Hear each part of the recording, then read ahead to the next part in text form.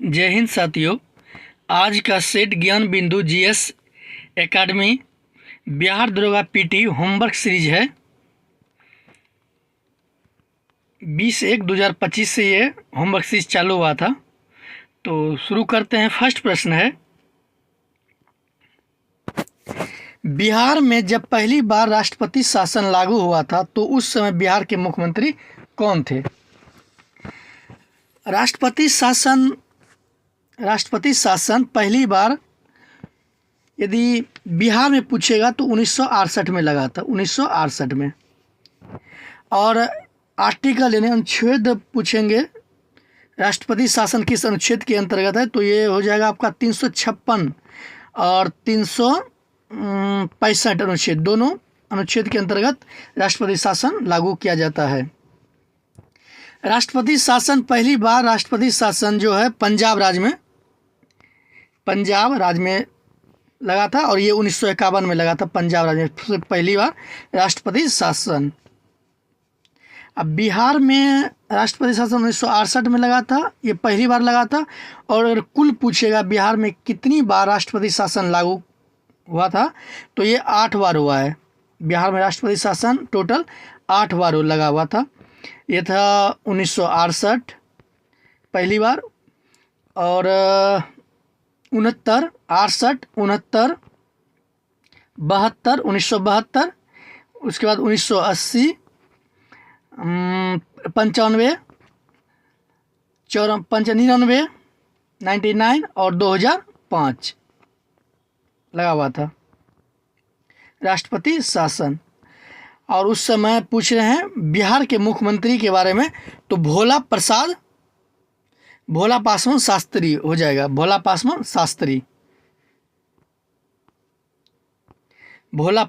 शास्त्री होगा। बिहार के जब राष्ट्रपति शासन लागू हुआ था तो बिहार के मुख्यमंत्री थे भोला पासवान शास्त्री। अभी हैं नीतीश कुमार और गवर्नर है आरिफ मोहम्मद खान।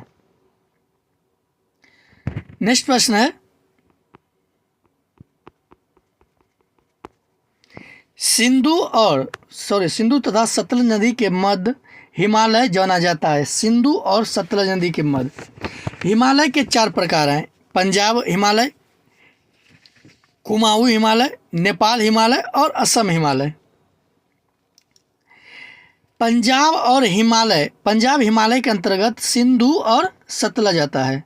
सिंधु और सतलज इसमें लिखने में नहीं हो पा रहा है, सिर्फ आपको बता रहे हैं, आप इनको गौर से ध्यान से सुनिएगा। सिर्फ सिंधु नदी जो है पंजाब हिमालय के अंतर्गत आता है सिंधु और सतलज नदी, पंजाब हिमालय। उसके बाद कमावी है सतलज और काली नदी जो है मध्य है। और नेपाल हिमालय जो है काली और तीस्ता नदी के मध्य है। और लास्ट असम हिमालय जो है और तीस्ता एवं ब्रह्मपुत्रा के मध्य है। तो इसमें पूछा गया है सिंधु तथा सतलज नदी के मध्य कौन सा हिमालय है, तो ये हो जाएगा आंसर आपका पंजाब हिमालय।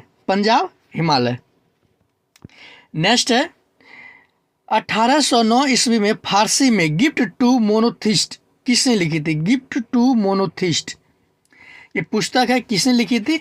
तो ये लिखी थी राजा राम मोहन राय। नेक्स्ट है, महात्मा गांधी में हिंद स्वराज की रचना मूल रूप से किस भाषा में की थी? महात्मा गांधी ने हिंद स्वराज की रचना, हिंद स्वराज पुस्तक है जिसके महात्मा गांधी द्वारा लिखा गया है, किस भाषा में लिखा गया है? तो ये हो जाएगा आपका गुजराती भाषा में लिखा गया है, गुजराती। नेक्स्ट है, प्रोटेम स्पीकर की नियुक्ति कौन करता है? प्रोटेम स्पीकर, तो ये हो जाएगा आपका राष्ट्रपति। नेक्स्ट है, दूध धारा एवं कपिल धारा जलप्रपात किस नदी पर है? तो ये नर्मदा नदी पे है। और किस राज्य में पूछेंगे तो ये एमपी हो जाएगा, नर्मदा नदी एमपी। नेक्स्ट है, आँख में प्रवेश करने वाले प्रकाश की मात्रा को कौन नियंत्रित करता है? आँख में प्रवेश करने वाले प्रकाश की मात्रा को कौन नियंत्रित करता है? तो इसमें आपका सही आंसर आएगा आइरिस। कौन नियंत्रित करता है? तो आयरिश हो जाएगा। किस अनुच्छेद के अंतर्गत राष्ट्रपति प्रधानमंत्री की सलाह पे लोकसभा भंग करता है? लोकसभा भंग कौन करता है? तो राष्ट्रपति करता है। और किसकी सलाह पे? तो प्रधानमंत्री की सलाह पे। हो जाएगा 85, अनुच्छेद 85 के अंतर्गत। इसरो का गठन, इसरो का मुख्यालय बेंगलोर में है और इसका गठन 1969 में हुआ था। और इसका अभी वर्तमान में, करंट में अगर देखा जाए तो वर्तमान में इसका अध्यक्ष जो है वी नारायण है, डॉक्टर वी नारायण।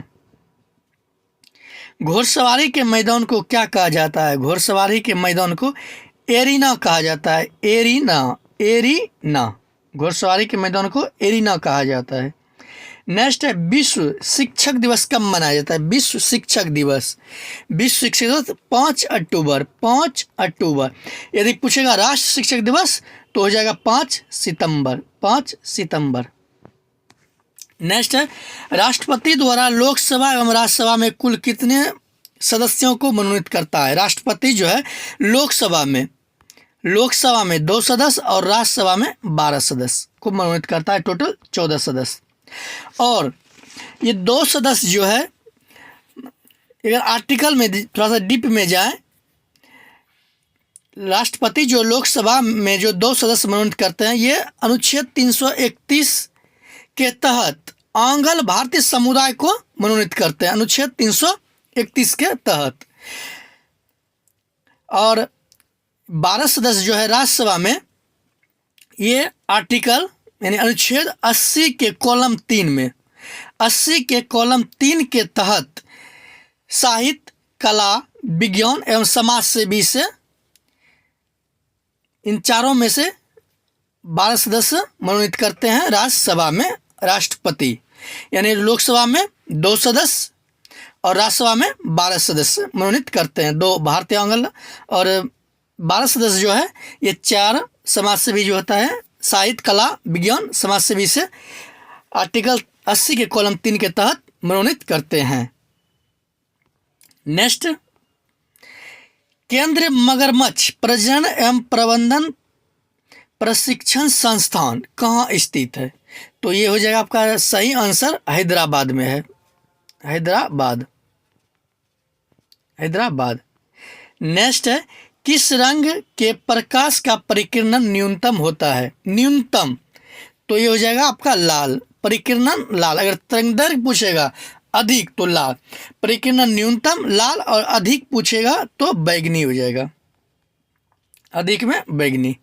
नेक्स्ट है, स्विट्जरलैंड की मुद्रा है फ्रैंक होगा, फ्रैंक। स्विट्जरलैंड की मुद्रा फ्रैंक। नेक्स्ट है, भारत के जल एवं स्थलीय दोनों क्षेत्र मिला के अक्षांश विस्तार, जल एवं स्थल दोनों मिला के, तो ये हो जाएगा आपका 6 डिग्री 4 मिनट उत्तरी अक्षांश से 37 डिग्री 6 मिनट उत्तरी अक्षांश तक। नेक्स्ट है, भारत के पूर्वोत्तर के अंतर्गत कितने राज्य आते हैं? पूर्वोत्तर, भारत के पूर्वोत्तर में कितने राज्य आते हैं? तो 8 आ जाते हैं, 8। कौन कौन देख लेते हैं। आंध्र प्रदेश, यहाँ पे लिख रहे हैं, आंध्र प्रदेश, असम, मेघालय, मणिपुर, त्रिपुरा, नागालैंड, मिजोरम, और एक आ जाता है आपका सिक्किम। पूर्वोत्तर राज्य में 8 टोटल स्टेट जो है, राज्य जो है पूर्वोत्तर राज्य के अंतर्गत आते हैं।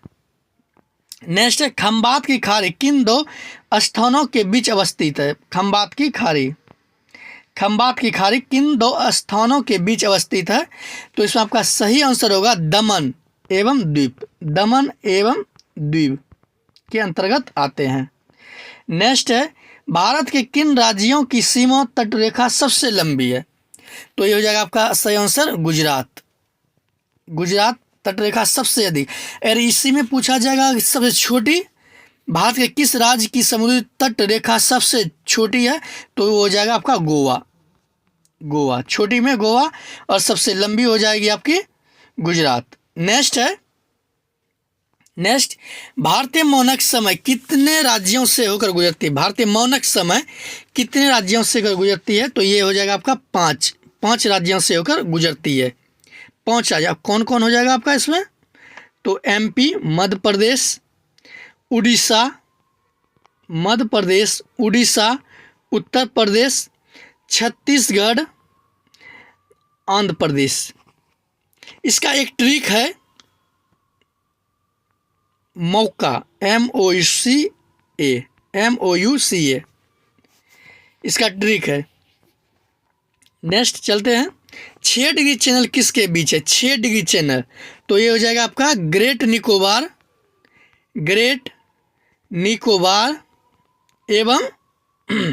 एवं सुमात्रा के बीच, सुमात्रा के बीच। नेक्स्ट है, भारत का औसत समुद्र तल का मापन कहाँ से किया जाता है?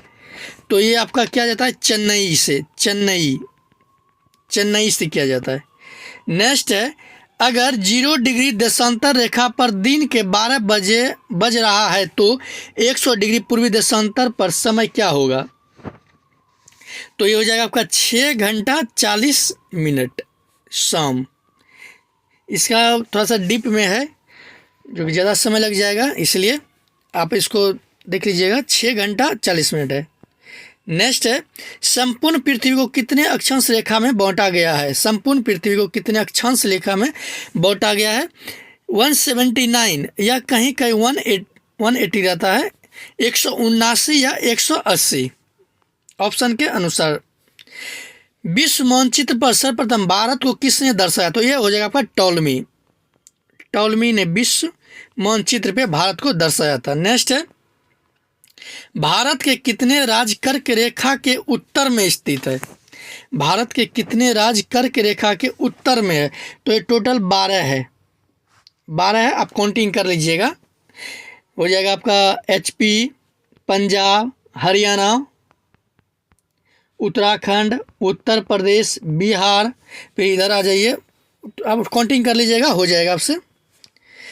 नेक्स्ट है, कर्क रेखा एवं 82 डिग्री पूर्वी देशांतर रेखा एक दूसरे को किस राज्य में प्रतिच्छेद करते यानी काटती है? किस राज्य में?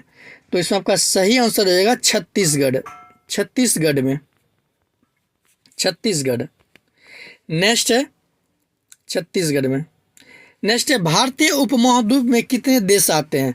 भारतीय उपमहाद्वीप में कितने देश आते हैं? तो ये आते हैं आपके 5 देश। 5 कौन कौन? भारत, पाकिस्तान, बांग्लादेश, भूटान और नेपाल, ये 5 देश आते हैं। फिर से देख लीजिएगा, सुन लीजिएगा आप लोग। इंडिया, भारत, पाकिस्तान, बांग्लादेश, भूटान और नेपाल, 5 देश उपमहाद्वीप में आते हैं। नेक्स्ट है, भारत के कितने ऐसे राज्य हैं जिनकी सीमा अंतर्राष्ट्रीय सीमा को स्पर्श नहीं करती है?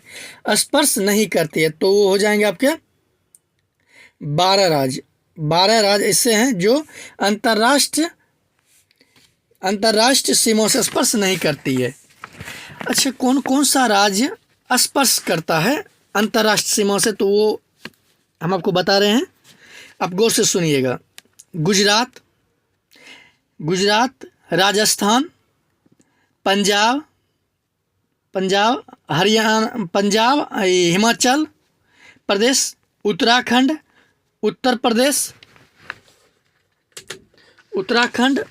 प्रदेश, उसके बाद आप आ जाइए बिहार, सिक्किम, वेस्ट बंगाल, अरुणाचल प्रदेश, मणिपुर, मिजोरम, त्रिपुरा, असम, नागालैंड, ये सब राज्य जो है ऐसे राज्य हैं जो अंतर्राष्ट्रीय सीमा से स्पर्श करते हैं। अब 12 स्टेट ऐसे हैं जो कि स्पर्श नहीं करते हैं अंतर्राष्ट्रीय सीमा से। चलिए ठीक है, नेक्स्ट क्वेश्चन है, तमिलनाडु के कन्याकुमारी से कृष्णा नदी डेल्टा तक के तट को क्या कहते हैं? तमिलनाडु के कन्याकुमारी से कृष्णा नदी के डेल्टा तक के तट को क्या कहते हैं? तो इसमें आपका हो जाएगा कोरोमंडल तट कहते हैं। नेक्स्ट है सहकारी क्षेत्र के विकास के लिए किस वर्ष सहकारिता मंत्रालय की स्थापना की गई? तो ये हो जाएगा 2021 में की गई थी, 2021। नेक्स्ट है 2001 से 2011 के बीच भारत की जनसंख्या में कितने प्रतिशत की वृद्धि हुई है? तो ये हुई आपकी 17.64%, 17.64% की वृद्धि हुई है। नेक्स्ट है केंद्रीय महिला एवं बाल विकास मंत्रालय श्रीमती अन्नपूर्णा देवी ने बाल विवाह मुक्त भारत राष्ट्र अभियान का शुभारंभ कहाँ से किया था? तो ये हुआ था केंद्र महिला एवं बाल विकास जो है मुक्त भारत राष्ट्र अभियान, मुक्त, ये बाल विवाह से संबंधित है, बाल विवाह मुक्त बिहार राष्ट्र अभियान। ये जो शुरू हुआ था ये 25 नवंबर 2024 को शुरू किया गया था और ये न्यू दिल्ली से शुरू किया गया था, न्यू दिल्ली से। नेक्स्ट क्वेश्चन है अंतर्राष्ट्रीय महिला विरोधी हिंसा उन्मूलन दिवस कब मनाया जाता है? अंतर्राष्ट्रीय महिला विरोधी हिंसा उन्मूलन दिवस कब मनाया जाता है? तो ये मनाया जाता है 25 नवंबर को। 25 नवंबर। नेक्स्ट है प्रधानमंत्री जन धन योजना, ये कब शुरू किया था? जन धन योजना ये किया गया था आपका शुरू 28 अगस्त 2014 को, प्रधानमंत्री जन धन योजना। नेक्स्ट है केंद्र स्वास्थ्य एवं परिवार कल्याण मंत्रालय की ओर से जारी राष्ट्रीय परिवार और स्वच्छता सर्वेक्षण के आंकड़ों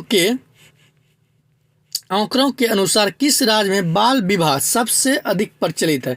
बाल विवाह सबसे अधिक प्रचलित है तो वो हो जाएगा आपका आंसर बाल विवाह वेस्ट बंगाल फर्स्ट स्थान पे है वेस्ट बंगाल, और यहाँ पे बाल विवाह का दर है 41.6 यानी 41.6%। और अगर दूसरा स्थान पे पूछेगा अपना राज्य बिहार है दूसरे स्थान पे, और यहाँ समथिंग 40 के समथिंग है, एग्जैक्ट याद नहीं आ रहा है। ये बिहार में 40 कुछ दशमलव में है, दूसरे स्थान पे आपका बिहार बाल विवाह में आ रहा है, और पहला है वेस्ट बंगाल। चलिए नेक्स्ट प्रश्न है ग्लोबल गर्लहुड रिपोर्ट कौन जारी करता है?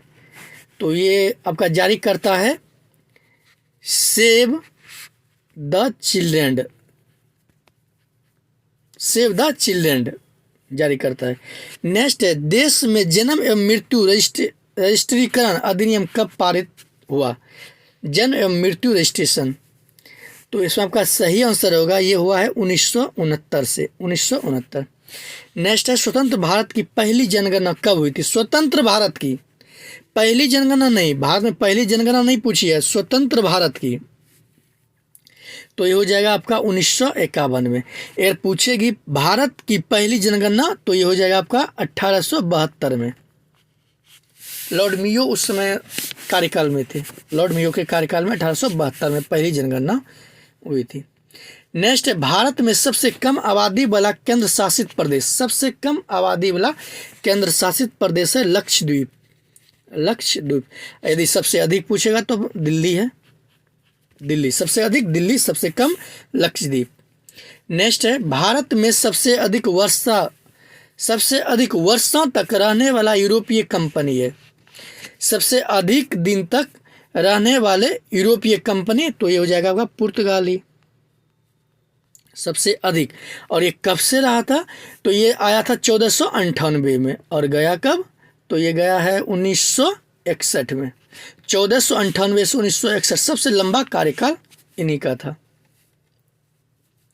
नेक्स्ट है भारत में पुर्तगाली शक्ति का वास्तविक संस्थापक कौन था? पुर्तगाली का वास्तविक संस्थापक तो ये आपका हो जाएगा फ्रांसीसी द अल्बुकर।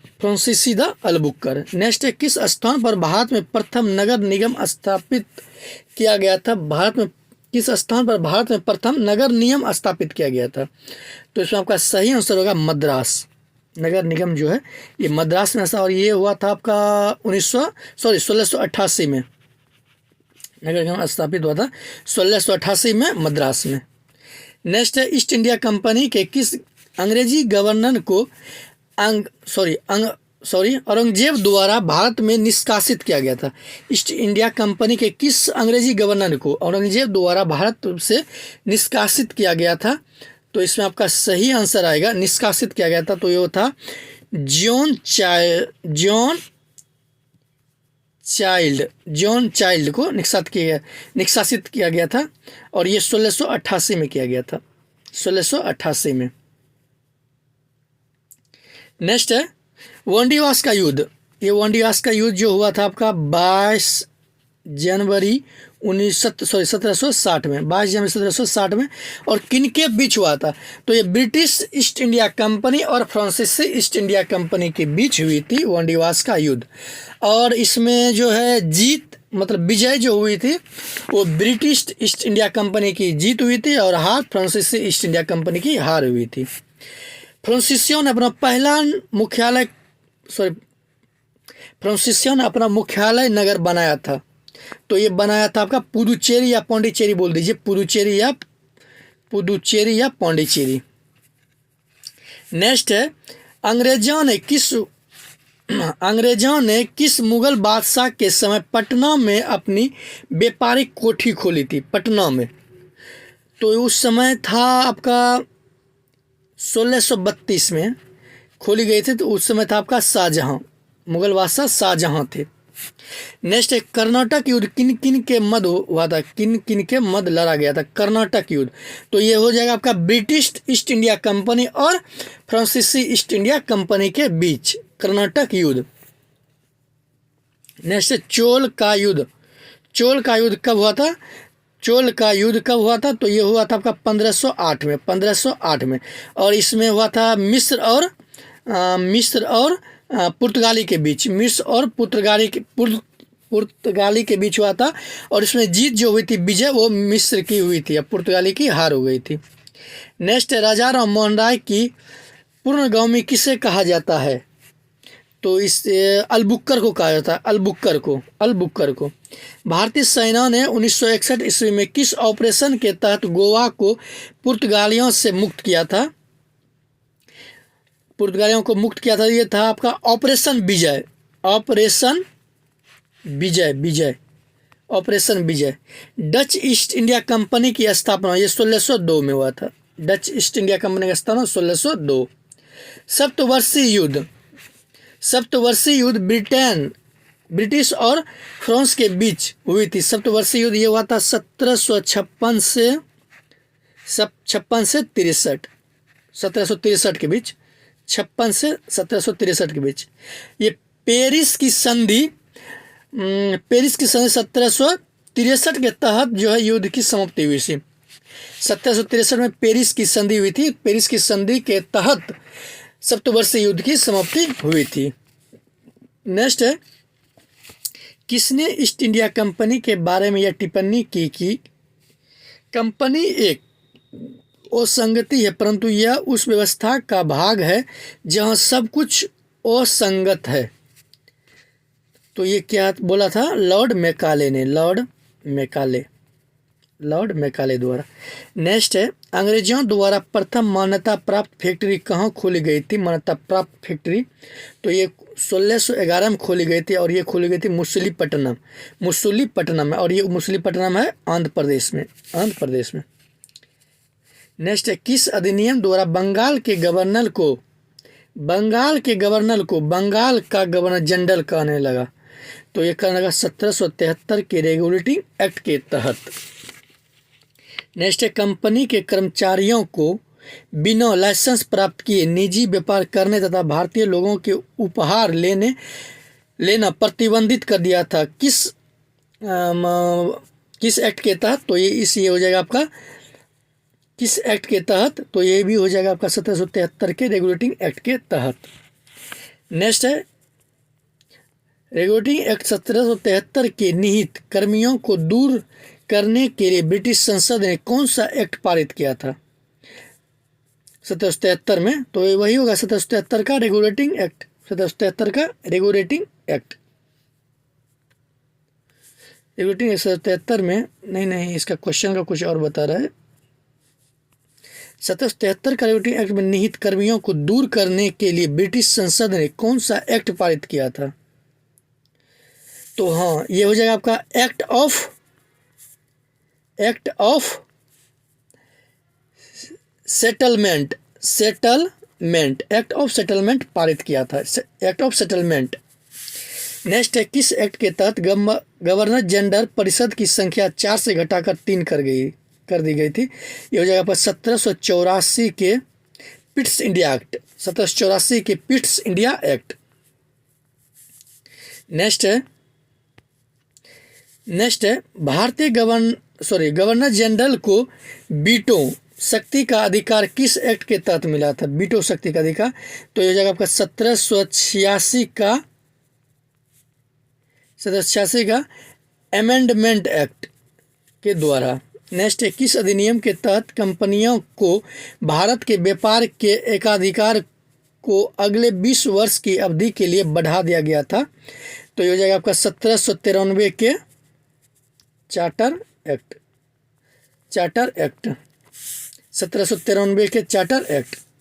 नेक्स्ट, प्रथम विधि आयोग का गठन कब किया गया था? प्रथम विधि आयोग, ये हो जाएगा आपका 1834 में गठन किया गया था, और इसके अध्यक्ष जो थे, प्रथम विधि आयोग के अध्यक्ष अगर पूछा जाएगा तो वो लॉर्ड मैकाले को बनाया गया था, लॉर्ड मैकाले। नेक्स्ट है, ब्रिटिश सरकार के किस अधिनियम ने पहली बार भारत में शिक्षा के लिए 1 लाख रुपया दिए गए थे? भारत में शिक्षा के लिए 1 लाख रुपया दिया गया था, तो ये हो जाएगा आपका 1813 का चार्टर एक्ट, 1813 का चार्टर एक्ट। नेक्स्ट है, 1773 के अधिनियम द्वारा कलकत्ता में कब सर्वोच्च न्यायालय की स्थापना की गई थी? ये 1773 के रेगुलेटिंग एक्ट के तहत 1774 में कलकत्ता में कलकत्ता में सर्वोच्च न्यायालय की स्थापना की गई थी। नेक्स्ट है, किस अधिनियम द्वारा मद्रास एवं मुंबई के गवर्नर जनरल भारत के गवर्नर जनरल के अधीन हो गए थे? तो इससे हो जाएगा आपका 1773 के रेगुलेटिंग एक्ट के तहत। नेक्स्ट है, 1784 के अधिनियम पारित होने के समय ब्रिटेन के प्रधानमंत्री कौन थे? ब्रिटेन के प्रधानमंत्री, तो ये हो जाएगा आपका विलियम पिट थे। नेक्स्ट है, किस अधिनियम के द्वारा ब्रिटिश संसद ने चाय और चीन के साथ व्यापार को छोड़कर ईस्ट इंडिया कंपनी के भारत के साथ व्यापार के अधिकार को समाप्त कर दिया था?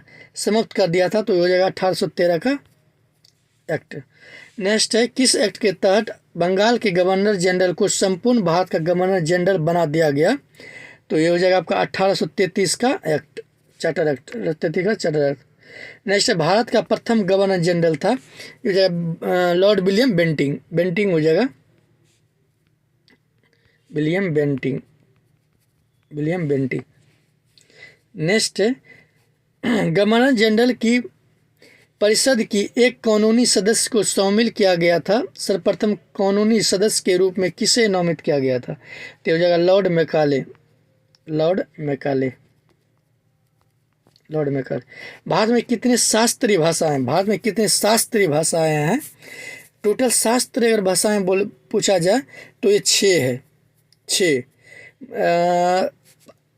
अभी अगर प्रेजेंट में पूछा जाए तो इसकी संख्या बढ़ के 11 हो गई है। पहले 6 था, और वो 6 था आपका तमिल, शास्त्रीय भाषा जो था तमिल, संस्कृत, तेलुगु, कन्नड़, मलयालम, उड़िया यानी उड़ीसा।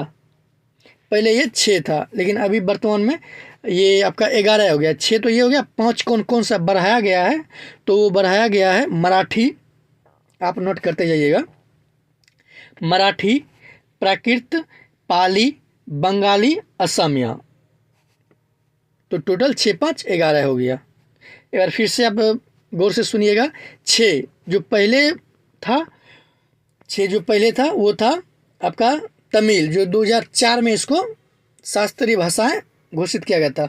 संस्कृत 2005, इसी तरह है तमिल, संस्कृत, तेलुगु, कन्नड़, मलयालम, उड़िया या उड़ीसी बोलिए। ये 6 भाषाएं हैं और 5 भाषाएं जो बाद में इसको शामिल किया गया है उसमें है मराठी, प्राकृत, पाली, बंगाली और असमिया। नेक्स्ट है भारत में सबसे प्राचीनतम नृत्य माना जाता है, प्राचीनतम नृत्य, तो ये हो जाएगा भरतनाट्यम और ये तमिलनाडु का है, भरतनाट्यम तमिलनाडु का। नेक्स्ट है कन्नड़ एवं तेलुगु को शास्त्रीय भाषा का दर्जा कब दिया गया था? कन्नड़ एवं तेलुगु को भारत में कितने शास्त्रीय भाषाएं, सॉरी एक क्वेश्चन छूट गया 73 का। भारत में कितने शास्त्र नृत्य है? शास्त्र नृत्य तो ये हो जाएगा आपका टोटल 8। कौन कौन है आप गौर से सुनिएगा और इसको अटेम्प्ट कर लीजिएगा। भरतनाट्यम, कुचिपुड़ी, मोहिनीअट्टम, कथकली, कथक, सातिया और मणिपुरी। और इसको हम थोड़ा सा डीप में जाते हैं, जैसे भरतनाट्यम ये तमिलनाडु का है शास्त्रीय नृत्य, कुचिपुड़ी ये शास्त्रीय नृत्य है आंध्र प्रदेश का, मोहिनीअट्टम ये केरल का है, कथकली केरल का है, कथक आपके उत्तर प्रदेश का है नृत्य है, और साथिया ये असम का है, और मणिपुरी ये मणिपुर का है शास्त्रीय नृत्य। और उड़ीसा का हो जाएगा। नेक्स्ट है कन्नड़ और तेलुगु को शास्त्रीय भाषा का दर्जा कब दिया गया? ये दिया गया था आपका 2008 में, 2008। और आज के सेट का लास्ट प्रश्न है मणिपुरी शास्त्रीय नृत्य को प्रायः किस भगवान के कथा प्रसंगों का चित्रण है? किस भगवान के लिए मणिपुरी है? तो ये हो जाएगा आपका राधा कृष्ण। चलिए तो आज का सेट यहाँ पे समाप्त किया जाता है, तो फिर नेक्स्ट वीडियो में लेकर आएंगे। अगर वीडियो थोड़ा सा भी इसमें हेल्पफुल लगे तो चैनल को सब्सक्राइब और कमेंट ज़रूर कीजिएगा। अगर इसमें कुछ आपको गलत लगे तो कमेंट कीजिएगा ताकि हम इसमें कुछ सुधार कर सकें। तो आज का सेट यहीं तक, मिलते हैं फिर नेक्स्ट वीडियो में। जय हिंद।